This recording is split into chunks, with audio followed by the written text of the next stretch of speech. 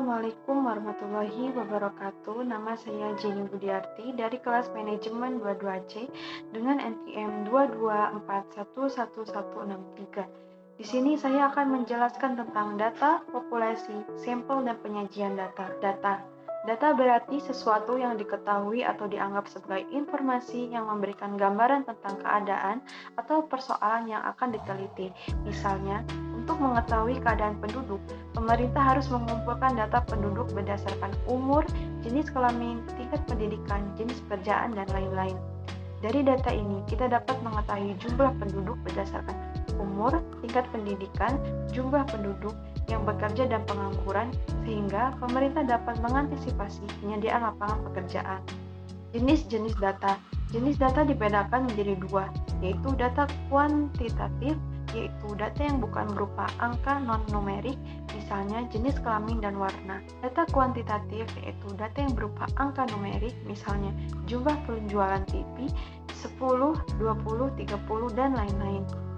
Data kuantitatif dibedakan menjadi dua, yaitu data diskrit dan data kontinu.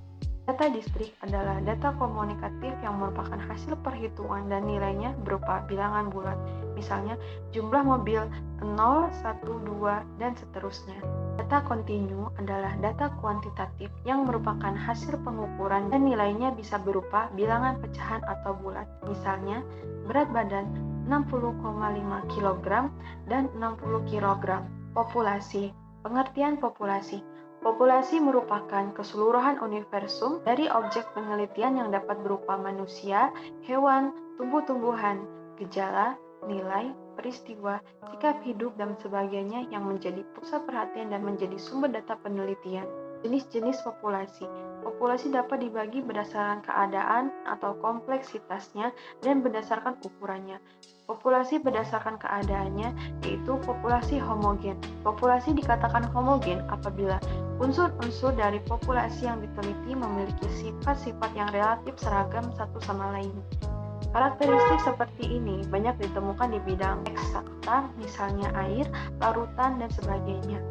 Apabila kita ingin mengetahui manis tidaknya secangkir kopi, cukup dengan mencoba setetes cairan kopi tersebut. Setetes cairan kopi sudah bisa mewakili kadar gula dari secangkir kopi tersebut. Populasi heterogen. Populasi dikatakan heterogen apabila unsur-unsur dari populasi yang diteliti memiliki sifat-sifat yang relatif berbeda satu sama lainnya. Karakteristik seperti ini banyak ditemukan dalam penelitian sosial dan perilaku, yang objeknya manusia atau gejala-gejala dalam kehidupan manusia yang bersifat unik dan kompleks.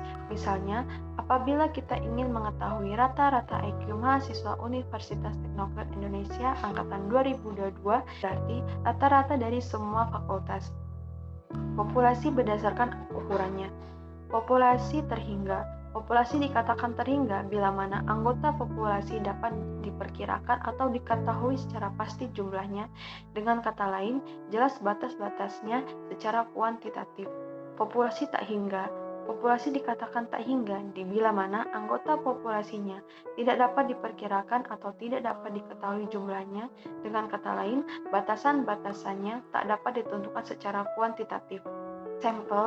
Sampel merupakan bagian dari populasi yang dipilih dengan menggunakan aturan-aturan tertentu yang digunakan untuk mengumpulkan informasi atau data yang menggambarkan sifat atau ciri yang dimiliki populasi. Dari definisi tersebut, jelas bahwa sampel yang kita ambil digunakan untuk menggambarkan karakteristik suatu populasi, atau dengan kata lain, sampel digunakan untuk menggeneralisasi suatu populasi. Dengan demikian, harus bersifat representatif sehingga dapat diwakili dan mencerminkan karakteristik populasi dari mana sampel itu diambil. Seorang peneliti jarang mengamati seluruh populasi karena biayanya terlalu tinggi. Populasi demikian banyaknya sehingga dalam praktiknya tidak mungkin seluruh elemen diteliti. Keterbatasan waktu penelitian, biaya, dan sumber daya manusia populasi bersifat dinamis, yaitu unsur-unsur populasi bisa berubah dalam waktu ke waktu. Ada pula keuntungan utama pengambilan sampel, yaitu biaya lebih rendah dan pengumpulan data lebih cepat. Hal ini mungkin untuk memastikan keseragaman dan untuk meningkatkan akurasi dan kualitas data karena kumpulan data lebih kecil. Syarat sampel yang baik yaitu daftar dari semua unsur sampling dalam populasi sampling dengan syarat harus meliputi seluruh unsur sampel, tidak ada unsur sampel yang dihitung 2 kali, harus up to date, batas-batasnya harus jelas, dan yang terakhir harus dapat dilacak di lapangan. Penyajian data. Data adalah serangkaian informasi berupa angka atau pernyataan yang dapat digunakan untuk menggambarkan suatu keadaan atau situasi, pengambilan keputusan atau membuat kebijakan. Data yang dimaksud dapat berupa data mentah atau data yang belum melalui proses pengolahan ataupun data olahan. Tidak semua data dapat berguna bagi semua orang karena kepentingan, kebutuhan, atau tujuan setiap orang tidaklah sama.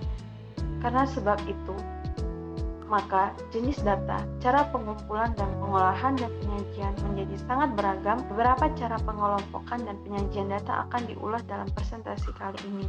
Struktur tabel statistik. Dalam statistik yang dikumpulkan dan dikelompokkan atau diolah juga perlu disajikan. Penyajian data statistik dapat menggunakan grafik maupun tabel. Yang penting dalam bentuk yang mudah dibaca dan dimengerti oleh pihak yang membutuhkannya. Sekian presentasi dari saya akhiri. Wassalamualaikum warahmatullahi wabarakatuh.